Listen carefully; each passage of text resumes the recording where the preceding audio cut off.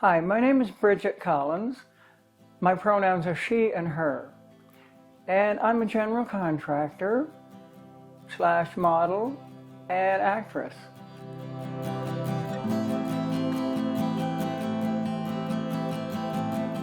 The first, 7 years of my life were wonderful. I can't describe them in any other words, only wonderful. I was the youngest child. There was 3 families combined.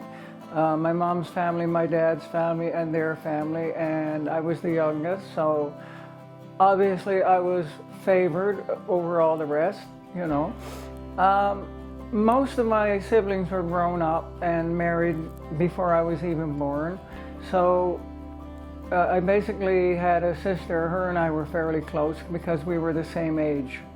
So my first 7 years were nothing only absolutely enchanted. It's the best way I can describe them. But somewhere around 7 or 8, I started to notice that something's not right. I'm a boy. It was very confusing, you know, like my sister, she's a girl, and how come I'm not a girl? Like, I don't want to be a boy, and I was embarrassed about it. I felt shame, like I couldn't really tell anybody about it, and I kind of kept it underneath, and I, you know, wouldn't tell anybody anything about this. It was like strange, and as time went on, it got worse and worse, and eventually I was like, what am I? Like, why am I like this? I don't know why I'm like this. I remember in school they were showing they had like a statue of a man, a naked man, and we were around 7 or 8 or 9, somewhere around there, and it was like a Greek statue like this, and of course we were kids and everybody was looking at the genitalia, and I remember looking at that and standing back and thinking, I'm not being like that. I don't care. There's no way I'm growing up I'm going to look like that. That's just not happening. And it was something that I thought, okay, what's going on here is going to fall off, and I'm going to return to normal, and everything is going to be okay.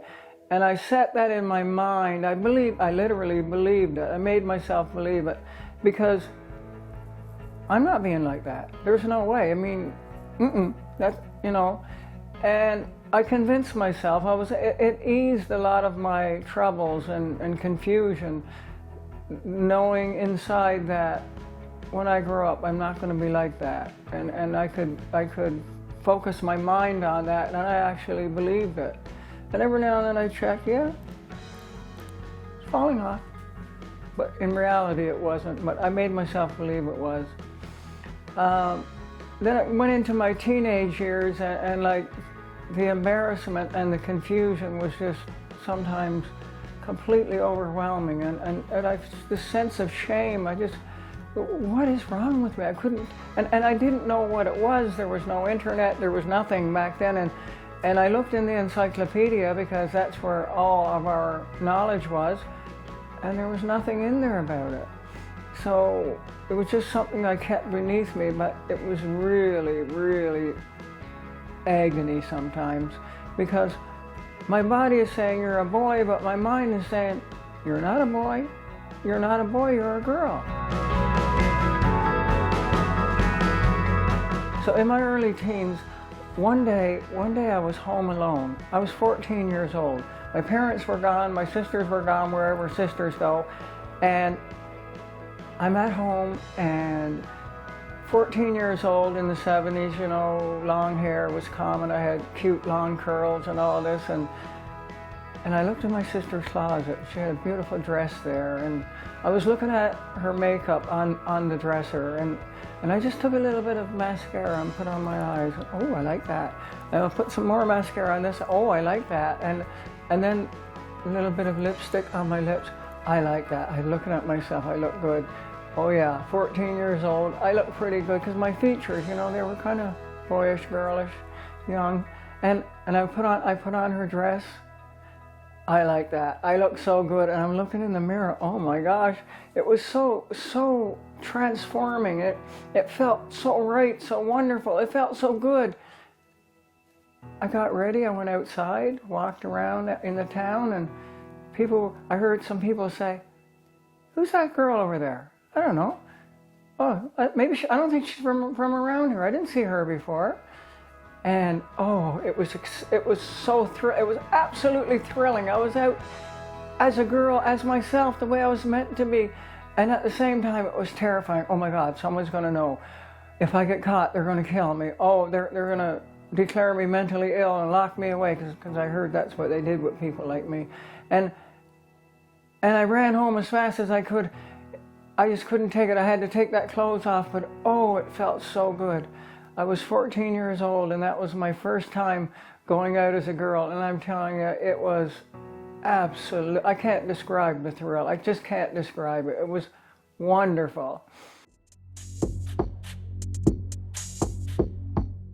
My older sister was visiting, and she was talking about these people in Toronto, and they dress up like women, and they're not women, but they think they're women, and they're called something. They're called transvestites.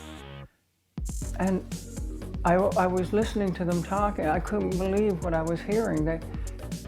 There's other people out there like me, that possibly like me, and not only that, there's a name for it. It's called something, and maybe I'm one of them.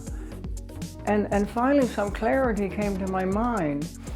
And it was such a relief, because I didn't know. I thought I was the only person on earth like this. I had no idea there could possibly be other people like me.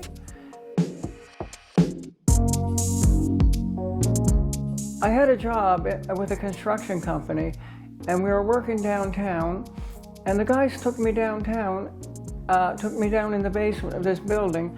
It was like an insurance building on University Avenue. They took me in front of this office, and in the office there was a glass window, and inside the glass window there was a desk, and there was a girl working inside the desk. She was the girl behind the glass, I called her, and she was like a transgender woman. I could tell, like she was somebody that was partially transitioned. She wasn't a boy. She looked like a girl. She looked like me a little bit, and I could identify with this person. So it was like the first time in my life I ever seen anybody that I could actually identify with that was possibly somebody like me. It was a wonderful experience. It was overwhelming. It was just wonderful to know that there, right behind, I wanted to reach out and touch the glass, because right behind the glass there was somebody there, and I wanted to talk to them. I didn't know how to approach that or do it. I had no idea, but oh my God, there was somebody right there that I could at least identify with. And it was just a wonderful feeling. I was hoping I would meet her sometime, but I never did. I never saw her again. A couple years after that, I was going through town, and I just had to be a girl. And I would buy some girls' clothes. I'd go to the store and go to Woolworths. I think it was Woolworths back then, and buy some ladies' clothes and stuff. It was pretty nervous going up to the cash register buying ladies' clothes, but I didn't care. It was something I had to do. Like, I was sitting at home, and I got dressed up, looked at myself in the mirror. I looked pretty good, so I'm going out. I went out. I went downtown. I hung out downtown. I went home. It felt pretty good. I went downtown another night, hung out. This time I met some friends, met some other girls like me, and that was fun. And I made friends, and it didn't take long. I was living in Toronto in the late 70s, living as a girl. It was a wonderful life. It was just absolutely thrilling. I met friends. I fell in love. I met some beautiful people, and life couldn't have gotten any better. It was just absolutely fantastic. And one day I'm standing on the side of, I believe it was Dundas Street, and I'm stopped there. I'm going to cross the road. I wasn't paying any attention, and I could hear this noise in the background. You fucking queer, you faggot, you fucking queer. I wasn't paying, and then it dawned on me, where's that coming from? And I turned my head and there was a car. It was a red convertible. I'll never forget it. And there was a guy he had in the driver's seat. There was other people in the car, but my eyes locked onto the guy in the driver's seat. He had pale skin. He had curly hair, and I'll never forget the expression on his face.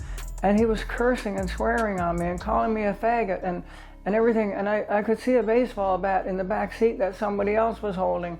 Everything was happening so fast, and I realized they're swearing on me. They're cursing me. They're calling me a faggot. I had no idea it was coming in my direction, and I was shocked. I didn't know what to do. I didn't know if I should run or what. And they just swarmed out over the car and they beat me silly. They cut my nose off here and they cut my lip all off, and I was unconscious. I came to. They sent me to St. Mike's Hospital in Toronto, and that's where I came to. The doctors were there, and they sewed me back together. It was a horrible, horrible experience. I was terrified. I was so scared, and I can remember thinking, you're never going to be pretty no more. Your face is all scarred. You're never going to be a girl again. You're never going to be beautiful again. Your whole life is ruined. And I remember going back to my apartment and looking at myself in the mirror, and my face was swollen and poofy, and I was terrified. I was afraid to go out. I don't know where these people were, but what was worse is like, these scars were going to be here for the rest of my life, and I'm never going to be a pretty girl, no matter what I did. I moved back home. I was afraid to go out, so I moved back into my parents' house, and my mom looked after me. And it didn't take long, you know. I started to recuperate, and I started to feel better, and my face was looking a lot better, and the scars were a lot smaller. And of course, when I went back home with my mom, I couldn't live as a girl. I had to go back to being a boy. And I was starting to go out again and look around and explore. And I seen this hot, sexy girl on the road, and I thought, oh my God, she looks good. And next thing you know, I started dating this girl, and she was really nice and all this. And the next thing you know, she was pregnant. What do I do now? I don't want to have no child. I mean, I want to go back to being a girl. I can't be a dad. This is a temporary thing. I can't live like this. I can't be a dad and a boy and a father and all. It was very confusing, and so I was leaving. That's it. I'm leaving town. I'm going. Probably going to go to California, and I'm out of here. My mom said, you know, your girlfriend is very sick. You need to stay with her and look after her, get her through this pregnancy, and we'll see after that. Okay. So I stuck around for the pregnancy. On February 1983, my baby girl was born, and I was not into this at all. I was there. I watched the birth, and all I could think of was, I gotta get out of here. I gotta get out of here. I don't know what I'm gonna do. Aside from the fact I was trying to keep myself from fainting because of the whole process. The nurse passed me the little girl. She said, here, Dad, hold your baby. I took the baby. I didn't know what to do. And she said, follow me. And I was holding my little baby in my arms like this. And we were walking down this long hallway, and I would look, and my little girl was staring me in the eye. She was looking at me so intently.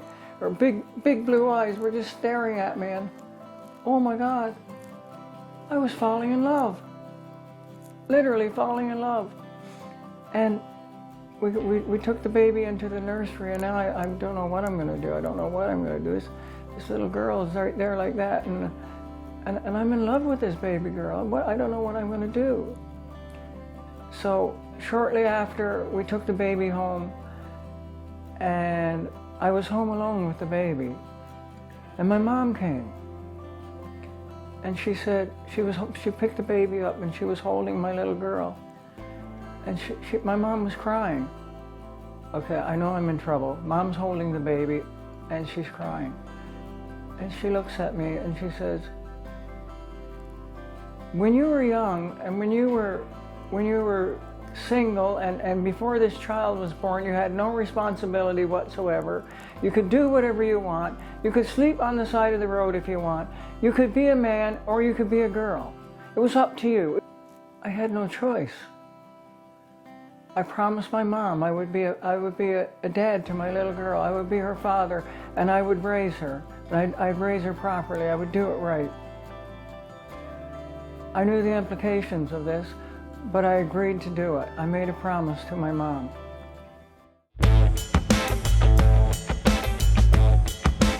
I tried to be a man. I tried to do manly things. I started a construction company, and I had workers working for me, and the men looked up to me. I was the boss, and we did all kinds of projects. And one morning we're sitting around the table, and I'm organizing the jobs for that day. It's about 5 in the morning. We're having a coffee, and I'm telling the guys, okay, this is what I want you to do, and this and that. And we're having a coffee, and we're talking and joking, and they're talking about their children, and they're talking about men and being manly and all this. And I looked at these guys. They were tough, hard construction workers. They were men. And I'm thinking, why can't I be a man? What is wrong with me? All my life. And my brain is saying, no, you're not a man. And I'm trying to be a man, and I just cracked up at that point. I just lost it. I had to leave. I was gone for a couple of days. I just trying to figure out where my life was going and how I could just be a man. And why couldn't I? Why was this always haunting me? So I kept going. I kept going as a man. And I did manly things. I joined the rodeo and I rode the big bulls in the rodeo and the ladies loved me, and I wore a cowboy hat, and it had its good points, and I loved flirting with the ladies, and it was good. And one day I was on this bull, and the bull tossed me in the air, and he drove his horn right through me and put a hole in my chest right here, and I just fell on the ground. I thought I was going to die. But the thing was, my brain was saying, you shouldn't be doing this. You're a woman. This is not where you belong. I just couldn't escape, no matter how hard I tried.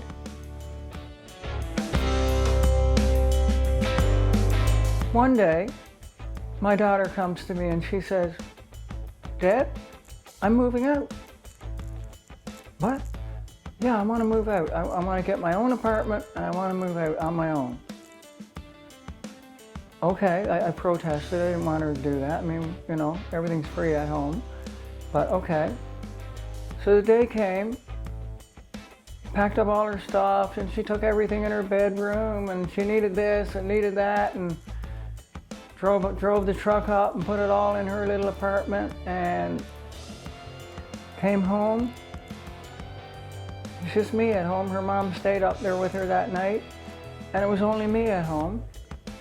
And I walked upstairs, and I went into her bedroom, and her room was empty. I cried. It was so emotional. My baby girl was gone. She moved out, because I realized I kept my promise to my mom. I raised my daughter. And now I'm free. I can go be a girl. I get to be me. I could be who I'm supposed to be. I can be me now. I kept my promise.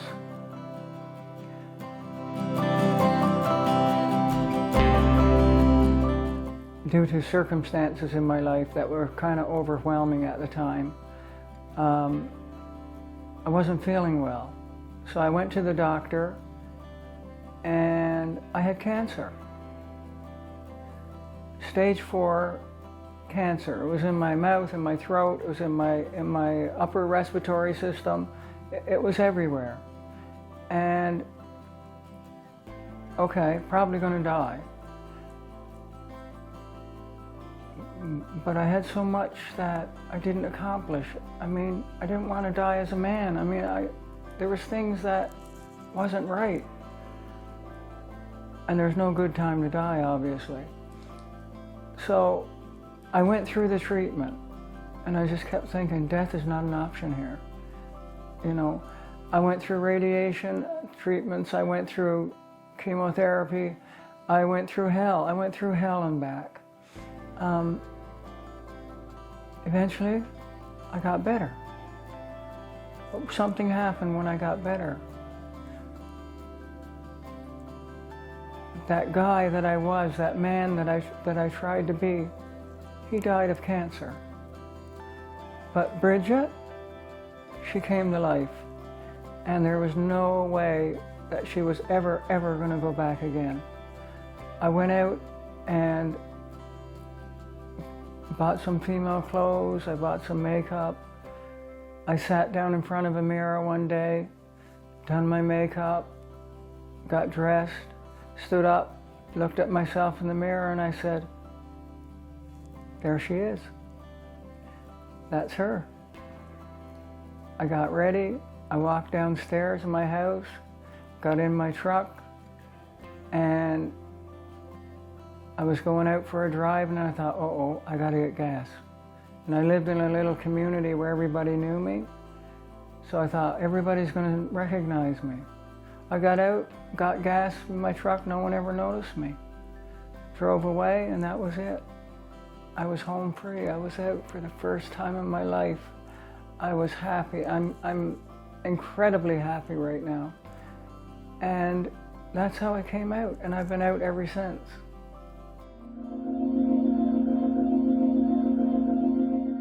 As a man, for the most part, living as a man, I couldn't let my emotions be known. I had to suppress any emotion, anything that was inside of me. I had to suppress it because it was far more than I could deal with. The fact that I'm living as a man, I have to look at myself as a man. Everything was wrong, there was nothing right. And so it's not that I was unhappy, it's not that I was miserable, it's just that I couldn't, because by nature I'm a very pleasant, happy person, but I just couldn't recognize myself. I couldn't allow myself to feel emotions. I couldn't allow myself to feel any inward, anything that's going on inside. All I did was work. I focused on work. I focused on my little girl. I focused on that. As long as I could stay focused on certain things, usually work, I would work 14, 15 hours a day, no problem, work weekends, Sundays, I didn't care, because I couldn't stop and feel. I couldn't stop and allow my emotions to get the best of me, because if I did, then it would be overwhelming. So that's prior to transition. After transition, I have loads of emotions. I'm an emotional person. I'm a completely different person. I can feel my feelings. I can feel other people's feelings. I have empathy. I can feel anything. I can reach out to people. I can experience happiness like I've never ever known before. It's like I died and went to heaven, actually. That's what it's like.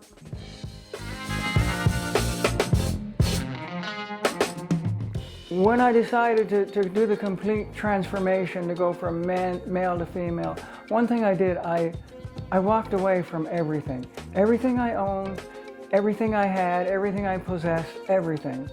I went and got a little condominium to live in, tiny little place, and I walked inside there, and all I had was 4 bare walls, nothing. I had nothing because I wanted to start over, and I wanted to reinvent myself. I wanted Bridgett to be brand new. I wanted her to experience life with everything brand new. I didn't take anything from my old life with me. So When I walked into that little condo, I had nothing. So the first thing Bridget had to go do was buy a bed that Bridget liked.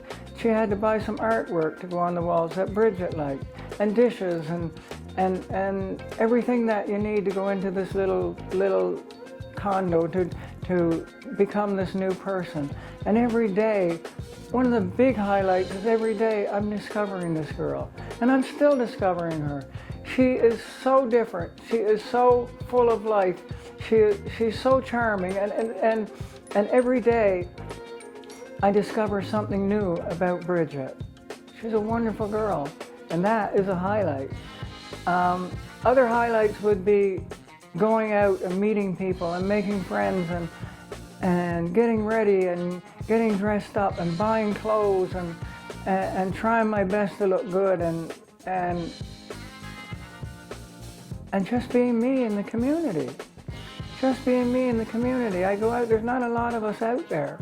And I like introducing myself and showing people that us transgender people, we're mostly normal, mostly. I like educating people. A little education goes a long way. After my transition, okay, I still had to make a living and I still had my construction company.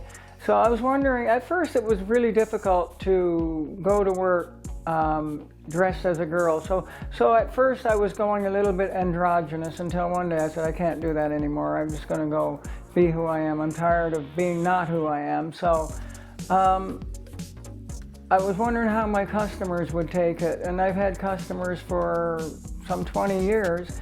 And they'd phone me up and say, I need you to come do this job for me or whatever. And I would say basically, well, I'm not a boy anymore, I'm a girl now.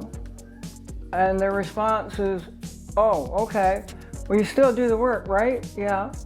So no problem, I had no problem with any of my customers. Every last one of them, they respect me. Nothing has changed work-wise one bit for me. I still do the same work, not as much as I used to, and the response from my customers are, it's a non-event. You're a boy, now you're a girl, cool. Some of the guys that I work with, some of those big, tough, masculine guys, those big, strong men, construction working men that I work with, when I go, like some of them I haven't seen in years, and I meet them on the job site, or they come work for me or do a project for me or whatever, I subcontract stuff out to some of them. They come, oh, you're a girl now. Yep. Okay, I like you better. That's about the biggest response I got. Well, I like you better than the other person. And that's about it. And everything just keeps going the way it always did. And if anything, I'm more respected. I'm more looked up to, more admired.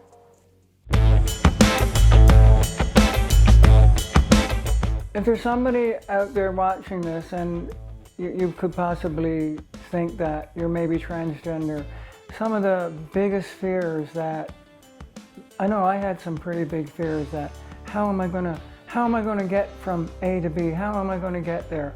I mean, I worked at a construction company for years and years, and I had big muscles, and I was a big burly guy. I was over 200 pounds, and I was fearful. What are people going to think? Like, how are all the people who knew me? How am I going to survive? How are my customers going to take this? And how am I going to be able to do this? It was actually terrifying. A lot of it was really terrifying. And there was times that I think I could do this, but it's too much. I don't want to be a big burly construction worker who looks like a girl, who's trying to look like a girl. I mean, I'll never get there, but you take a step at a time. And all those things that I was so afraid of, they weren't so big after all. I just faced them one step at a time. Slowly, I got there, and here I am today. I got there. And for people who look at us as strange and weird and you know, a part of society that should never be allowed to exist and all this kind of stuff. We're just people. We were just genetically born different. My body was born male, but my brain 100% female. And the struggle was very real. So try to understand, I'm not out to disrupt society. I just want to live my life. I'm just normal like anybody else. Thank you for listening.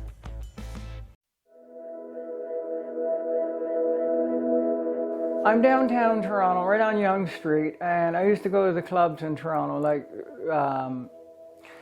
the rock and roll clubs and all this, and they had some fantastic bands. I mean, the bands back in those days and the clubs down there were just awesome.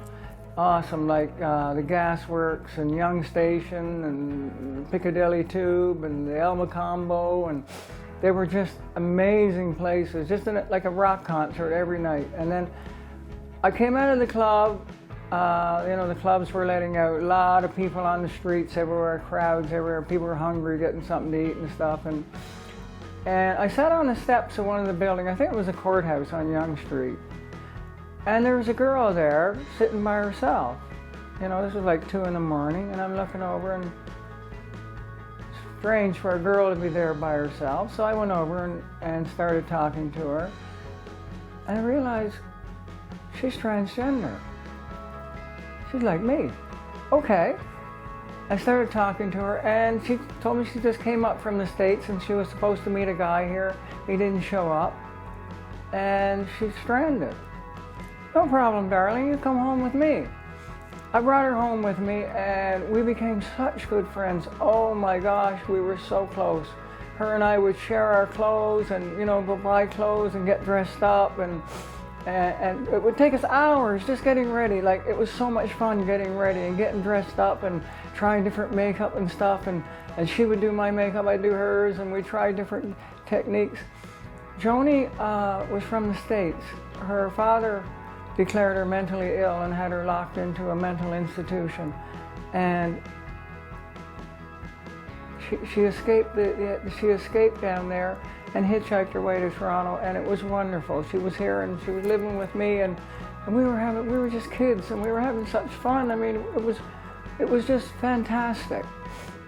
And then one day the police came. There was a knock on the door. The police came, and they came in the apartment, came in my little apartment, and they took Joni away. And they said, we're sending you back to the States. You're here illegally, and you escaped from a mental institution down there, and they're sending you back. And she was crying, she was screaming, she didn't want to go back. And I went berserk. I was kicking them and screaming them. They restrained me and pinned me down to the floor and handcuffed me. And there was nothing I could do to stop it. And they took Joni away. I never seen her again after that. I don't know what happened to her. Joni, if you're out there, I'm still here.